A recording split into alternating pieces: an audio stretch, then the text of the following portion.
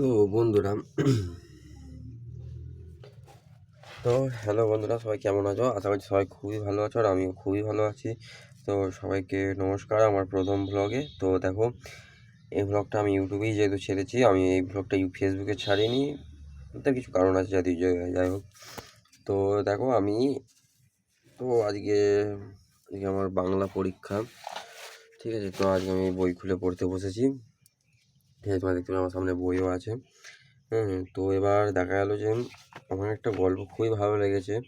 আমি এই গল্পটা তোমাদের সঙ্গে শেয়ার করছি এই কারণেই, আজকে আমার পরীক্ষা, তাও আমি তোমাদের সাথে শেয়ার করছি এই কারণেই যে আমার পড়াটাও হবে আর কন্টেন্টও হবে, আর তোমাদের মানে আমার পড়ার সাথে সাথে তোমরা শুনবে। আশা করছি এই গল্পটা তোমাদের খুবই ভালো লাগবে। এটা হচ্ছে আজব শহর কলকাতার একটা গল্প, খুবই ভালো গল্প। তো তোমরা দেখো, আশা করছি তোমরা পড়ো, খুবই ভালো লাগবে তোমাদের। দেখো তাহলে তোমায় বলি গল্পটা, তাহলে শোনো। তোমরা বইটা খুলি, তোমাদের জন্য ছিল আজব শহর কলকাতা, ঠিক আছে? আজব শহর কলকাতা, তোমরা দেখো আজব শহর কলকাতা। আর এটা হচ্ছে আমার হাতেই আছে বইটা, যে আজব শহর কলকাতা, ঠিক আছে? এই যে এতটা পড়া আছে, আমি তো সেটা তোমাদেরকে শোনাচ্ছি, শুনিয়ে পড়াচ্ছি। দেখো, আজব শহর কলকাতা। ছেলেবেলা থেকে শুনে আসছি, বুড়ো হতে চললুম তবু তার প্রমাণ পেলুম কই। তাই নিয়ে একখানা প্রামাণিক প্রবন্ধ লিখব ভাবছি। এমন সময় নামলো জোর বৃষ্টি। সমীরণের পথ হারানোর বেদনা বেজে উঠল, কারণ যদিও পথ হারায়নি,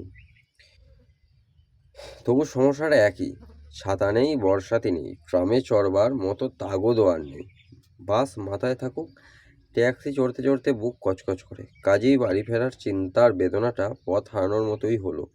এমন সময় সব প্রমাণ হয়ে গেল কলকাতা আজব শহর। সামনে দেখি বড় বড় হরফে লেখা ফ্রেঞ্চ বুক শপ। খেয়েছে নিশ্চয়ই কোনো ফরাসি, পথ হারিয়ে কলকাতায় এসে পড়েছে, আর যে দুটি পয়সা ট্যাঁকে ছিল তাই খোয়াবার জন্য ফরাসি বইয়ের দোকান খুলেছে।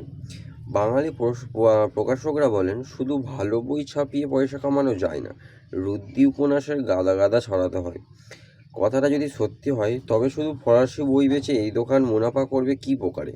তাই আন্দাজ করলুম, এই ফ্রেঞ্চ বুক শপ বোধ হয় হাতির দাঁতের মতন, শুধু দেখবার জন্য। চিবানোর জন্য আলাদা দাঁত আছে, হয়তো চিবানোর জন্য অন্য দাঁত রয়েছে লুকানো। অর্থাৎ দোকানের নামও বাইরে যদি ফ্রেঞ্চ বুক শপ, ভিতরে গিয়ে পাবো অন্য মাল। খুশবাই, সাজের পীর, রৌদ্ররেণু, অষ্টরাগ। সেই ভরসায় ঢুকলুম। বৃষ্টিটাও জোরে নেমেছে। না, আজব শহর কলকাতায় বটে। শুধু ফরাসি বই বেচেই লোকটা পয়সা কামাতে চায়। গাদা গাদা হলদে আর সাদা মলা টলা এন্তার ফরাসি বই, কিছু সাজানো গোছানো, কিছু যত্রচত্র ছড়ানো। ফরাসি দোকানদার কলকাতায় এসে বাঙালি হয়ে গিয়েছে, বাঙালি দোকানদারির মতোই বইগুলো সাজিয়েছে, টাইপ রাইটারের হরফ সাজানোর মতো করে। অর্থাৎ সিজিলটা যার জানা আছে, সে চোখ বন্ধ করে ইচ্ছে মতো বই বের করে নিতে পারবে। যে জানে না, তার কোমর ভেঙে টুকরো টুকরো হবে। ফুটফুটে এক মেম সাহেব এসে ইতিমধ্যে ফরাসি হাসি এসে দাঁড়িয়েছেন। পরশুরামের কেদার চাটুর্যে আমি মুরব্বির মানি, তারই ভাষায় বললুম, সেলাম মেম সাহেব। মেম সাহেব ফরাসিতে বললেন, আপনার আনন্দ কিসে, অর্থাৎ কি চাই? মেরেছে। ফরাসি ভাষা কবে সে প্রথমে যৌবনে বলেছি, সে কথাই স্মরণ নেই। গোটা ভাষার কথাটা বাদ দিন। জার্মান ভাষায় একটা প্রেমের গান আছে, ডেন মান স্যাক্ট নেন আবার ডেইং অগেন স্ট্র্যাগন, যা অর্থাৎ তোমার মুখ বলছে নো না, কিন্তু তোমার চোখ দুটি বলছে হ্যাঁ হ্যাঁ। কিন্তু ফরাসি জার্মানি দুশ্মন। জার্মান যা করে ফরাসি তার ঠিক উল্টো করাটাই জাতিভিমানের কেবল আনন্দ বলে ধরে নিয়েছে। সেই মেম সাহেবের যতই মুখে ইয়েস ইয়েস বলুক, তাতেই দেখি তার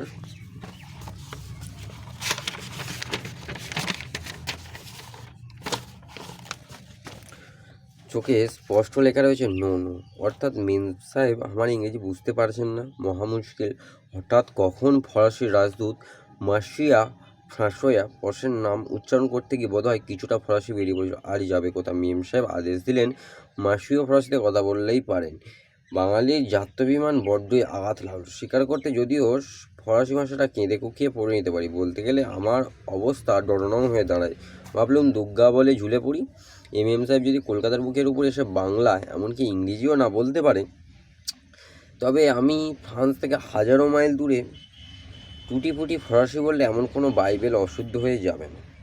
10 বছর পুরনো মরচে ধরা জাম পড়া ছাতি মাথায় ফরাসও তানপুরাটার তার বেঁধে বড় জলালের মতো ইমন করলেন, সুর ধরলাম।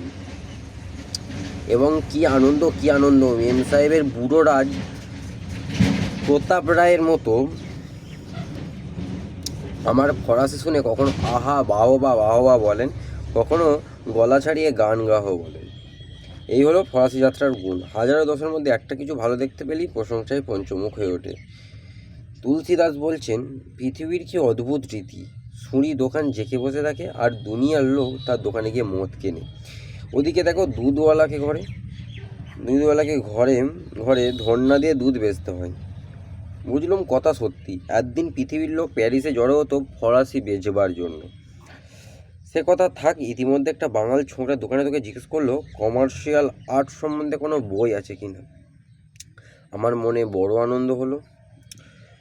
বাঙালি তাহলে বেশ খানিকটা এগিয়ে গিয়েছে ফরাসি ভাষায় কমার্শিয়াল আর্টের বই খুঁজছে। ততক্ষণে আমি একটা খাসা বই পেয়ে গিয়েছি। নুরনবর্গের মোকদ্দমায় যেসব দলিল দস্তাবেজ পাওয়া গিয়েছিল তাই দিয়ে গড়া হিটলার চরিত্রবর্ণ। হিটলার সম্বন্ধে তার দুশমন ফরাসিরা কীভাবে তার পরিচয় বইখানাতে আছে, এই বইখানার পরিচয় আপনাদের দেব বলে লেখাটা শুরু করেছিলুম।